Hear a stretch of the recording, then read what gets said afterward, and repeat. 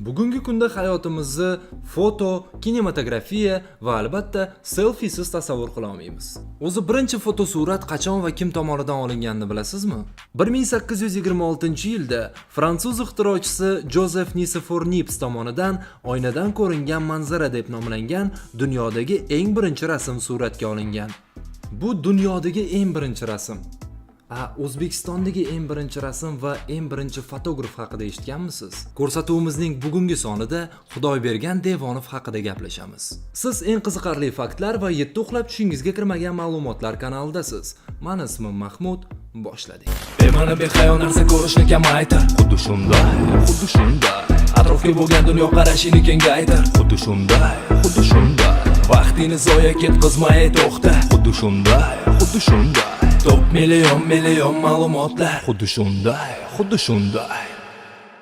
Hozir men sizlarga Xudoybergan Devonov 1879-yil Xiva xonligida Nurmuhammad Devon oilasida tug'ilganda biografiyasini gapirib berishim mumkin. Lekin bu inson haqida biografiyadan ko'ra qiziqroq ma'lumotlar bor.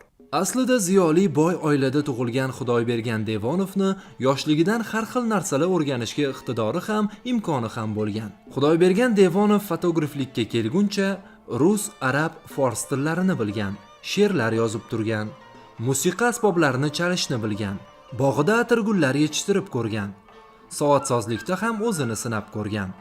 Lekin baribir u o'zini fotografiyada topgan. Hozir aytishinglar mumkin, o'sha paytda kamera bo'lmagan-ku, qanaq qilib deb. Xudoybergan Devonov shunchalik omadli insonlardan biri bo'lganki, o'sha paytdagi Xivadagi sanoqli nemislardan bittasida fotoapparat bo'lgan. Xudoybergan Devonov esa shu fotografga shogird tushib, mehrini qozonadi. Ustozi esa unga fotoapparatni sovg'a qiladi. Umuman olganda, birinchi o'zbek fotografi sifatida Xudoybergan Devonov 1903-yildan boshlab Xivadagi binolarni yoki o'zini hamyurtlarini manzaralarini rasmga olishni boshlagan.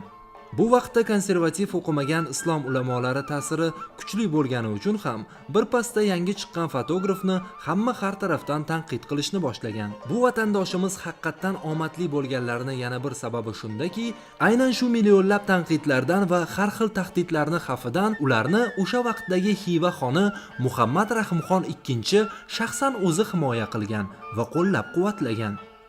Keyinchalik xon hayotdan ko'z yumganidan keyin uning vaziri Islomxo'ja ham Devonovni homiysi bo'lgan. Xudoybergan Devonovni o'zbek kinosi asoschisi deb bemalol ayta olamiz. Chunki vaqti bilan qahramonimiz o'z yurtdoshlarini bir joyga yig'ib, ularga o'zi olgan rasmlarni ko'rsatib, tomoshalar qo'yib turardi. Bunday tomoshalar sekin-sekin xuddi hozirgi kinolar o'rnida bo'lgan va insonlarning dunyo qarashi o'zgarishida katta rol o'ynagan. Shuning uchun Xudoybergan Devonov 1908-yildan boshlab o'zbek kinosiga o'zi bilmagan holda asos solgan. Xudoybergan Devonov quyidagi kinolarni suratga olgan: Ishchi ayollar, Sho'rko'l, Ko'za, Chig'ir, Tuskon, Degish ofati, Xorazm dalalarida, Paxta karvoni kabi kichkina videochalar aynan ularning ijodlariga mansub bo'lgan. Hattoki bu videolarning ko'pi Rossiya kinoteatrlarida ham qo'yib turilgan. Xudoybergan Devonov Xiva xonligi tugatilgandan keyin o'rniga tuzilgan Xorazm Xalq Respublikasida moliya vaziri bo'lib ishlagan. Ko'p marta Moskvaga borib, har xil filmlar olib kelgan. O'zi esa Rossiyaning Sof kino tashkilotining Xorazmdagi muxbiri bo'lib faoliyat yuritgan. Afsuski bobomizning bitta omadsiz taraflari Stalinga yomon ko'rinib qolganlari edi. Shuncha yil hamma havas qilgan o'qimishli, o'zini kasbini fidoyisi bo'lgan Xudoybergan Devonov 1937-yil siyosiy mahkum sifatida lagerga jo'natildi.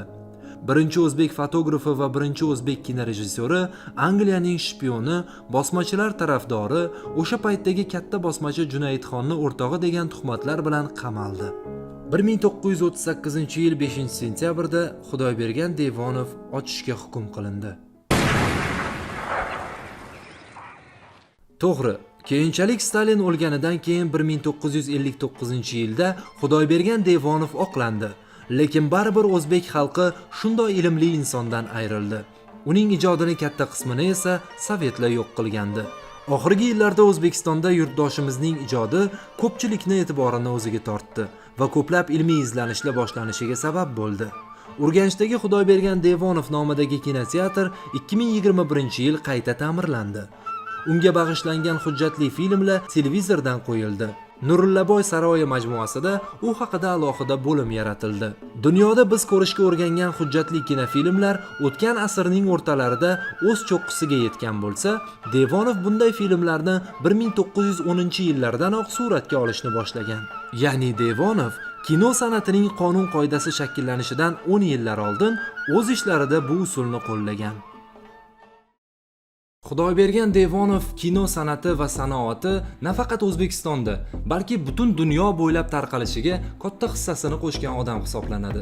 Bugungi videomiz sizga ma'qul keldi degan umiddaman. Ko'rsatuvimizning keyingi sonida qaysi mavzularni yoritishimizni xohlagan bo'lardinglar? Shu haqida fikringizni kommentariyada yozib qoldiringlar va like bosishni unutmanglar. Aytgancha, birinchi rangli surat 1861-yilda James Maxwell tomonidan olingan. Shunga o'xshagan qisqa va qiziqarli faktlar bizning Telegram kanalimizda. Sizlar bilan Kamina Mahmud bo'ldi. Omad hamrohingiz bo'lsin. Hey stop, keyingi kadr, motor kamera. Bu ko'rsatuvda hatto qanot yozadi hamera. Faqat qiziqarli fakt, foydali kontent kuzatar bizani pensioner yoki student. Xuddi shunday tarzda davom etadi kanal. Xuddi shunaqasi bitta o'xshashi esa davom. Hoziroq yoqib qo'ng'iroq bo'lgin obuna, like va komment ayamagin so'ra.